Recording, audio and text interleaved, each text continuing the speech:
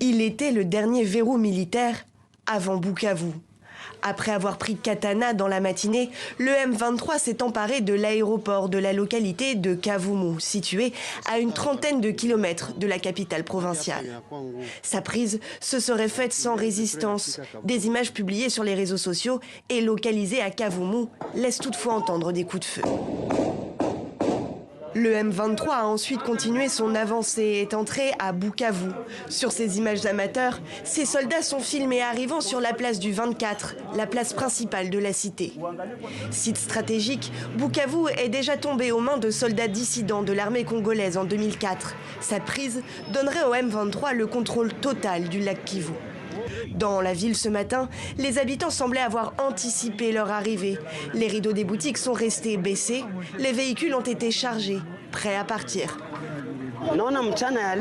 Aujourd'hui, nous avons peur et je pense que je dois quitter cette ville parce que ceux qui nous protègent sont déjà en train de s'enfuir. Je suis un civil et je veux partir dans les montagnes. Selon une source sécuritaire, les forces armées congolaises et les troupes burundaises déployées dans la région se seraient repliées vers le sud-ouest de Bukavu, en direction de la frontière avec le Burundi. En déplacement à Munich, le président congolais Félix Tshisekedi a une nouvelle fois dénoncé le soutien du Rwanda au M23 ainsi que l'inaction de la communauté internationale. Il a également pointé du doigt la responsabilité de son prédécesseur. Je n'ai absolument pas l'impression que l'opposition qui a pris les armes, qui a fomenté avec le Rwanda ce coup contre la République est dans son bon droit. D'ailleurs, la preuve, c'est que les vrais commanditaires se cachent.